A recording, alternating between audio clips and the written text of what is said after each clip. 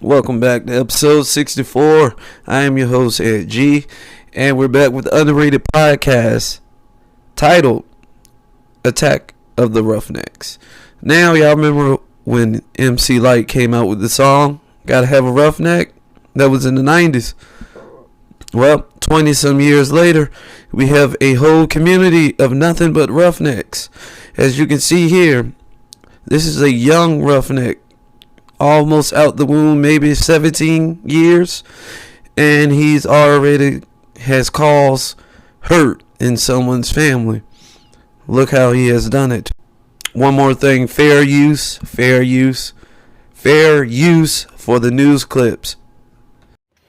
Mounting heartbreak tonight after a Chicago father is killed while taking his daughter to school. Police believe they've got a good look at the suspect. Tia Ewing has the latest on the search for the killer. Travell Miller Gilmore's 7-year-old daughter witnessed this entire shooting, and now her life is forever changed as the Chicago police continue to investigate this as a possible road rage crime. My son was great anyway.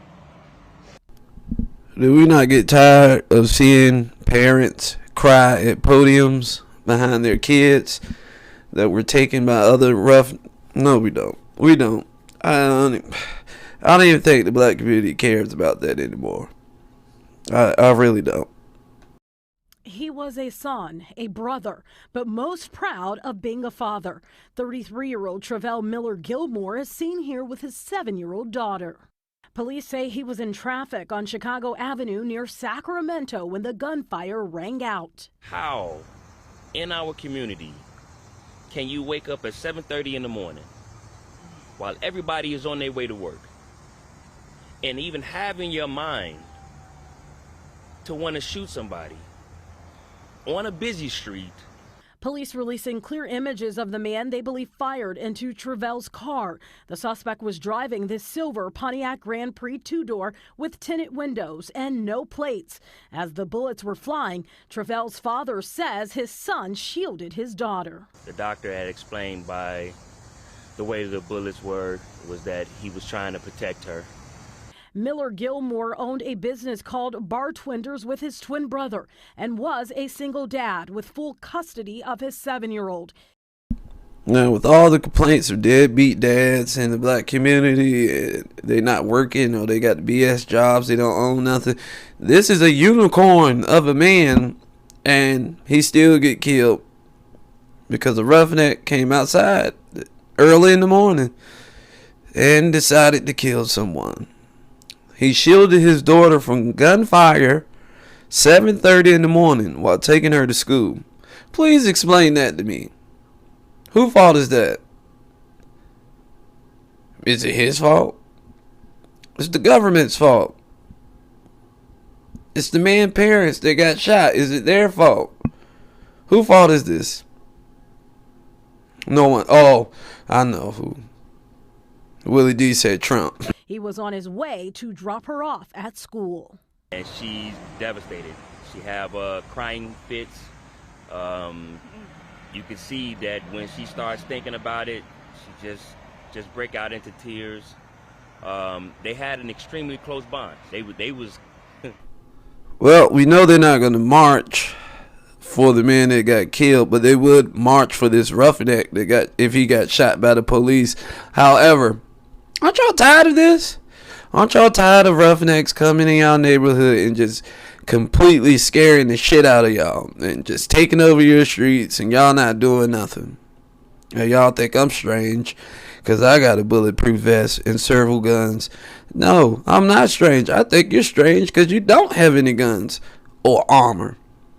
But hey, to each his own. Now, when MC Lyte made this song, this roughneck was in his prime. This was the roughneck she was talking about in the song. He was probably in the video. Now he's a veteran, shinobi style roughneck. Get this nigga off the street, roughneck. Look, man, you can't go nowhere without running into one of these. So I don't understand why you think it's okay to be unarmed anywhere. I don't care if I'm at my job. I bring my gun to work. I put it in my car, yes, but it's so fast. I'm so fast and going to get it if necessary. You got to be crazy to be walking around here unarmed. You're like asking to get put in the sky. You asking to become a pack.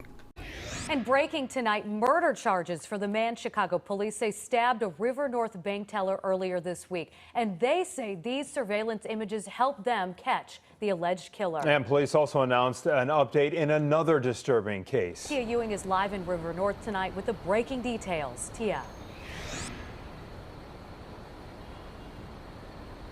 Natalie and Anthony, we are learning more about that man that stabbed that bank teller right in the neck here at this River North Chase Bank. We've learned that he had 12 prior criminal cases and a history of mental illness.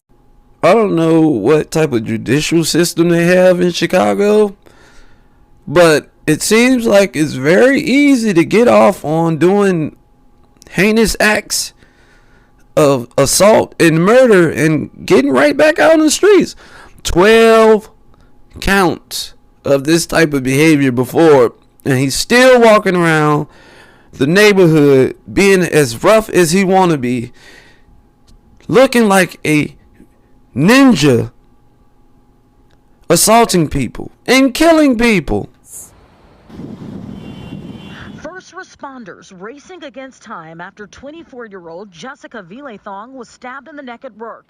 Cameras inside the Chase Bank at Ohio and Dearborn captured the knife-wielding suspect. Male black tall with a beard, gray hoodie, walking eastbound on Illinois with a knife in his right hand. Witnesses say 35-year-old Jawan Westbrooks appeared to be mentally ill. He walked into the bank and stabbed the teller without warning, then fled, screaming obscenities at pedestrians.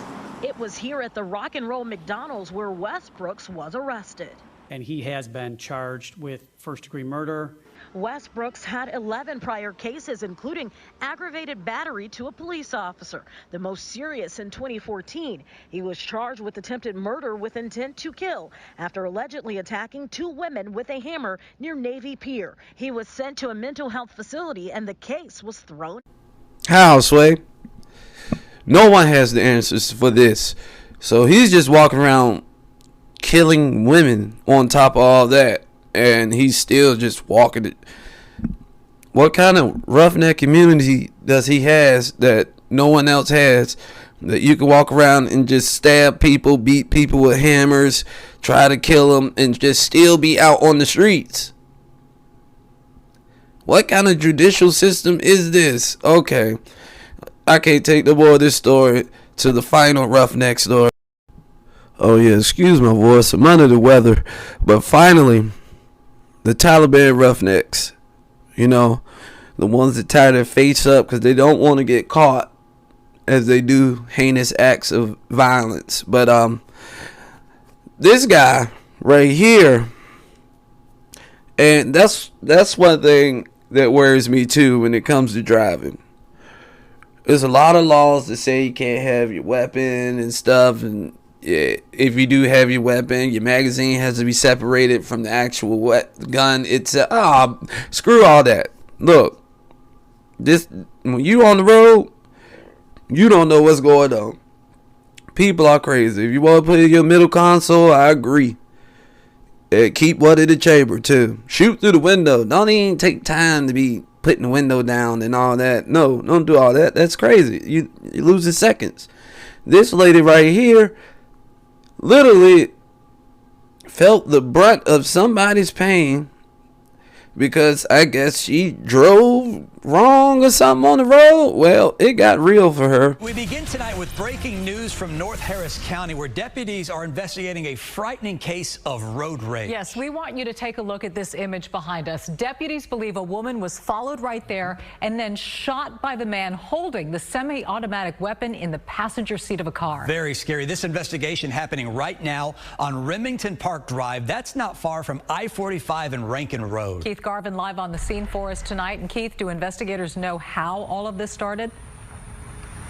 They actually do. They say, unfortunately, it was a case of road rage, and that shooting started on the street that I'm standing on now, and then it continued when the victim turned onto this street here. She was shot twice. She was able to make it to her home and call 911. A neighbor did that for her. Apparently, this happened after an accident with the suspects, but she had no idea that they had followed her after their collision.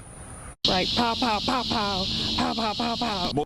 Side note, every time they do a news article in these areas, like I said, that's the soundtrack. Pow, pow, pow, pow, pow, pow. That's all. That's the first noise you hear from the first person they interview. Multiple shots from a semi-automatic weapon fired in this North Harris County neighborhood in broad daylight. In surveillance video obtained by KPRC2, you can see footage captured in the middle of the shooting.